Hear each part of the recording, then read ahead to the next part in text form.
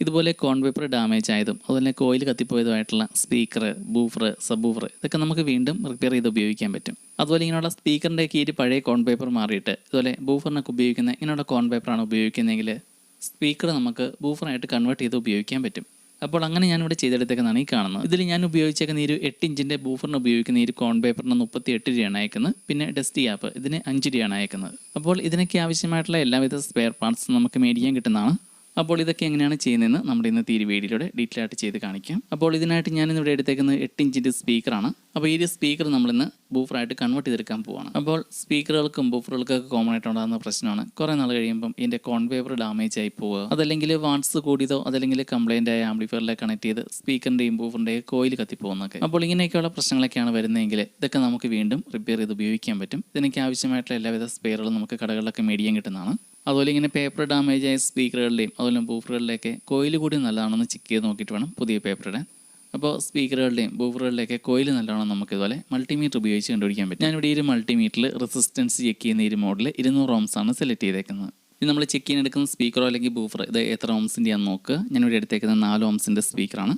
ഇനി ഈ ഒരു സ്പീക്കറിലേക്ക് മൾട്ടിമീറ്റർ 2 പ്രോബും കണക്ട് ചെയ്ത് ചെക്ക് ചെയ്താൽ മതി. അപ്പോൾ ഞാനിവിടെ എടുത്തേക്കുന്ന ഈ ഒരു സ്പീക്കറിൽ 4 ohms തന്നെയാണ് റീഡിങ് കാണിക്കുന്നത്. അപ്പോൾ ഈ ഒരു സ്പീക്കറിൻ്റെ കോയിലിന് വേറെ കംപ്ലൈൻ്റ് ഒന്നും ഇല്ലാത്തതുകൊണ്ടാണ് ഈ ഒരു സ്പീക്കറിൽ കൊടുത്തേക്കുന്ന ആ ഒരു സെയിം ഓംസ് തന്നെ ഈ ഒരു മൾട്ടിമീറ്ററിൽ റീഡിങ് കാണിക്കുന്നത്. സ്പീക്കറിൽ കൊടുത്തേക്കുന്നേക്കാളും ഓംസ് കുറവാണ് മീറ്ററിൽ ചെക്ക് ചെയ്യുന്ന സമയത്ത് കാണിക്കുന്നെങ്കിൽ ചിലപ്പോൾ സ്പീക്കറിൻ്റെ കോയിലൊക്കെ കത്തിയതൊക്കെ ആവാൻ ചാൻസ് ഉണ്ട്. അപ്പോൾ ഇതിൻ്റെ കോയിൽ ഓക്കെ ആയതുകൊണ്ട് നമുക്ക് ഇതിൻ്റെ കോയിൽ മാറേണ്ട കാര്യമില്ല. അപ്പോൾ ഇനി അടുത്തായിട്ട് നമ്മളിവിടെ എടുത്തേക്കുന്ന ഈ ഒരു സ്പീക്കർ ഇതെങ്ങനെയാണ് ബൂഫറായിട്ട് കൺവേർട്ട് ചെയ്യുന്നതെന്ന് കാണിച്ചു തരാം. അപ്പോൾ അതിനായിട്ട് ഈ ഒരു സ്പീക്കറിൻ്റെ കോൺ പേപ്പർ ചേഞ്ച് ചെയ്താൽ മതി. അപ്പോൾ സ്പീക്കറുകൾക്കൊക്കെ ഉപയോഗിക്കുന്ന കോൺ പേപ്പറിന് വലിയ കട്ടി ഉണ്ടാവില്ല, അതുപോലെ അതിന് മൂവിങ്ങും കുറവായിരിക്കും. ബൂഫറുകൾക്കൊക്കെ ഉപയോഗിക്കുന്ന കോൺ പേപ്പറിന് കുറച്ചുകൂടെ കട്ടി കൂടുതലുണ്ടാവും, അതുപോലെ ഇതിന് മൂവിങ്ങും കൂടുതൽ കിട്ടും. ഈ ഒരു കോൺ പേപ്പറിൻ്റെ സൈഡുകളിലുള്ള ഈ റബ്ബർ ബീഡിങ് ഇത് നല്ല മൂവിങ് ഉള്ള ടൈപ്പാണ്. അതേസമയം ഈ ഒരു പഴയ സ്പീക്കറിൻ്റെ ബീഡിങ് ഇതൊരു പേപ്പർ ടൈപ്പ് പോലെയാണ്. ഈ ഒരു സ്പീക്കറിൻ്റെ ഈ ഒരു പഴയ കോൺ പേപ്പർ മാറിയിട്ട് ഇങ്ങനെയുള്ള ബൂഫറിനൊക്കെ ഉപയോഗിക്കുന്ന കോൺ പേപ്പർ ഇടുവാണെങ്കിൽ ഈ ഒരു സ്പീക്കർ നമുക്ക് ബൂഫറായിട്ട് കൺവേർട്ട് ചെയ്തെടുക്കാൻ പറ്റും. അതുപോലെ ഇങ്ങനെയുള്ള സ്പീക്കറുകളിൽ നമ്മൾ സബ് ബൂഫറിനൊക്കെ ഉപയോഗിക്കുന്ന കോൺ പേപ്പർ ഉപയോഗിക്കാതിരിക്കുന്നതാണ് നല്ലത്. അങ്ങനെ ഉപയോഗിച്ചാലും വലിയ റിസൾട്ട് ഉണ്ടാവില്ല.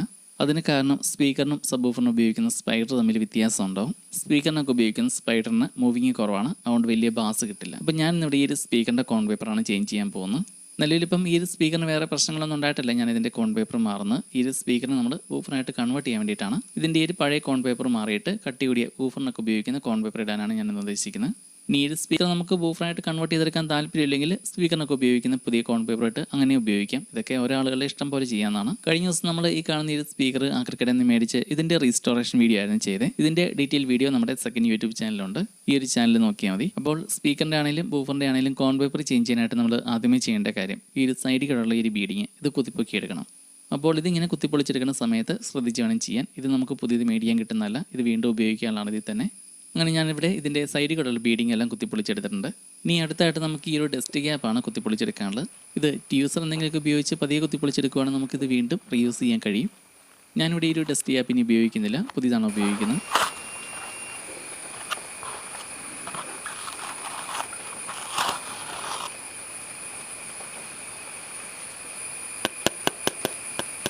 ഞാൻ ഇനി ഇതിനെ ഉപയോഗിക്കാനായിട്ട് പുതിയ ഡസ്റ്റ് ക്യാപ്പ് മേടിച്ചിട്ടുണ്ട്. ഇതിന് ഒരെണ്ണത്തിന് 5 രൂപ വെച്ചാണ് ആയത്.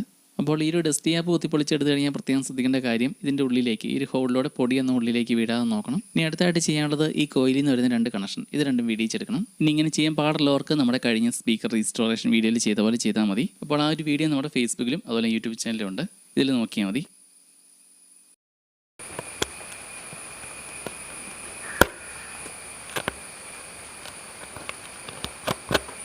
അങ്ങനെ ഞാനിവിടെ ഈ കോയിലിൽ നിന്ന് വരുന്ന ഒരു ലീഡ് പൊക്കിയെടുത്തിട്ടുണ്ട്. ഇനി നമുക്ക് രണ്ടാമത്തെ കൂടി ഇതുപോലെ പൊക്കിയെടുക്കാനാണ്.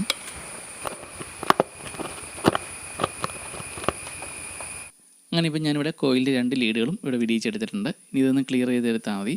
അപ്പോൾ വീഡിയോ പൂർണ്ണമായിട്ട് കാണുമ്പം ഇതൊക്കെ എങ്ങനെയാണ് ചെയ്യുന്നതെന്ന് ഏകദേശം ഒരു ഐഡിയ കിട്ടും. അതുപോലെ ഈ ഒരു സ്പീക്കറിൽ ഇനി ഉപയോഗിക്കാനുള്ള പുതിയ കോൺ പേപ്പർ ഞാൻ മേടിച്ചത് തൊടുപുഴ ഹൈടെക് ഇലക്ട്രോണിക്സിൽ നിന്നാണ്. ഈ ഒരു ബൂഫറിന് ഉപയോഗിക്കുന്ന കോൺ പേപ്പറിന് 38 രൂപയാണത്, ഡസ്റ്റ് ക്യാപ്പിന് 5 രൂപ. പിന്നെ ബൂഫറിന് സ്പീക്കറിനൊക്കെ ഉപയോഗിക്കുന്ന ഇങ്ങനെയുള്ള പല സൈസിലുള്ള കോയിലുകൾ അതുപോലെ സ്പൈഡർ ഇതൊക്കെയെല്ലാം ഇലക്ട്രോണിക്സിൻ്റെ സ്പെയർ പാർട്സ് കിട്ടുന്ന മിക്ക ഷോപ്പുകളിലും മേടിക്കാൻ കിട്ടുന്നതാണ്. ഞാൻ ഇതിൻ്റെ സ്പെയറുകളൊക്കെ മേടിച്ച ഷോപ്പിൽ കൊറിയർ സർവീസ് ഇല്ലാത്തതുകൊണ്ടാണ് നമ്പർ കൊടുക്കാത്തത്. അപ്പോൾ കംപ്ലൈൻ്റ് ആയ സ്പീക്കറോ ബൂഫറൊക്കെ ഉണ്ടെങ്കിൽ ഇങ്ങനെയുള്ള സ്പെയറുകളൊക്കെ മേടിച്ച് നമുക്ക് തന്നെ സ്വയമേ റെഡിയാക്കി എടുക്കാവുന്നേ ഉള്ളൂ. ഇതൊക്കെ വളരെ എളുപ്പമാണ്. അപ്പോൾ ഇനി അടുത്തായിട്ട് നമുക്ക് ഈ ഒരു പഴയ പേപ്പർ കട്ട് ചെയ്ത് ഒഴിവാക്കി കളയാം. അപ്പം ബ്ലേഡ് എന്തെങ്കിലും ഉപയോഗിച്ച് ഈ ഒരു കോയിലിന് ചുറ്റുമുള്ള ഈ ഒരു പോർഷൻ ഒന്ന് കട്ട് ചെയ്ത് കൊടുക്കുകയാണെങ്കിൽ ഈ ഒരു പഴയ പേപ്പർ കീറിയെടുക്കാൻ എളുപ്പം ഉണ്ടാവും. ബ്ലേഡ് ഒരുപാട് താഴേക്ക് ഇറക്കി കട്ട് ചെയ്യരുത്, അടിയിലുള്ള സ്പൈഡറും കൂടെ തുള വീഴും.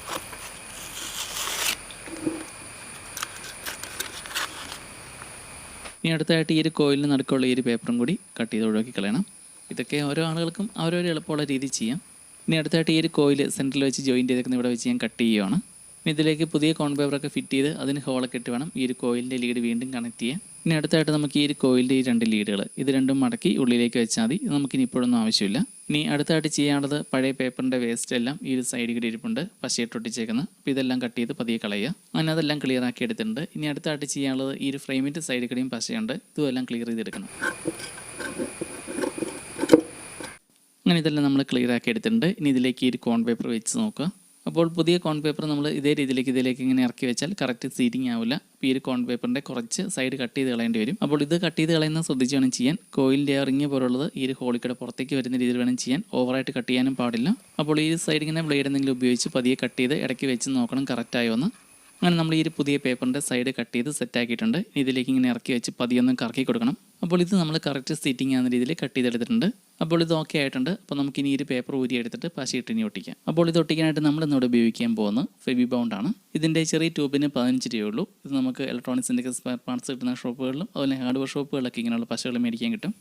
അപ്പോൾ ഈ ഒരു പശ ഈ ഒരു കോയിലിന് ചുറ്റും നന്നായിട്ട് ഇട്ട് കൊടുക്കുക. കോയിലിൻ്റെ ഉള്ളിലേക്ക് ഇറങ്ങാതെ നോക്കണം. ഈ ഒരു പുറമേ മാത്രമാണ് പശ ഇടാവുള്ളൂ. ഇതോടൊപ്പം തന്നെ ഈ ഒരു ഫ്രെയിമിന് ചുറ്റിനും പശ ഇടണം.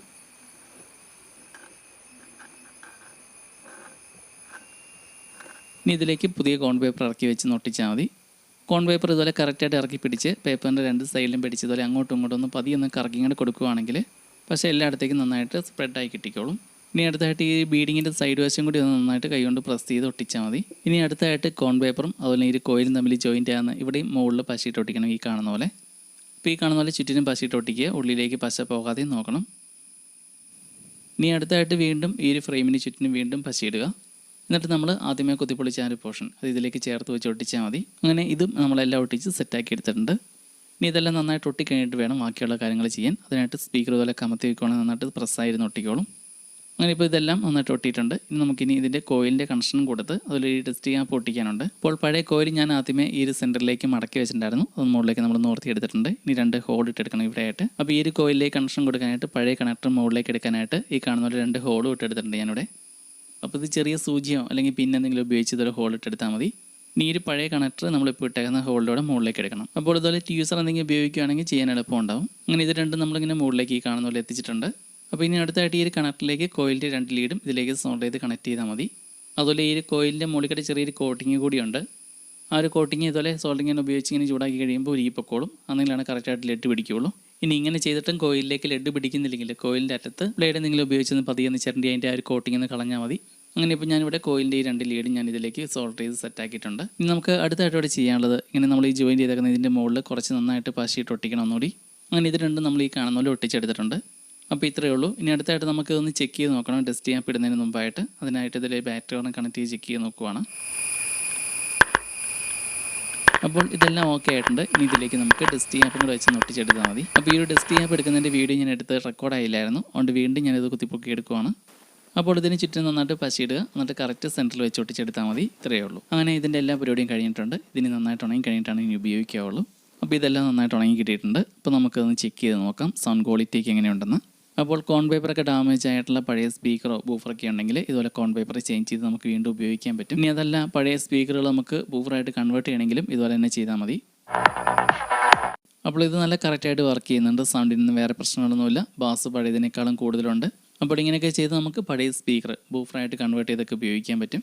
ബാസൊക്കെ നല്ല രീതിയിൽ മാറ്റം ഉണ്ടാവും. കോപ്പിറൈറ്റ് പ്രശ്നങ്ങൾ കാരണമാണ് അധികം പാട്ടൊന്നും പ്ലേ ചെയ്ത് കേൾപ്പിക്കാത്തത്.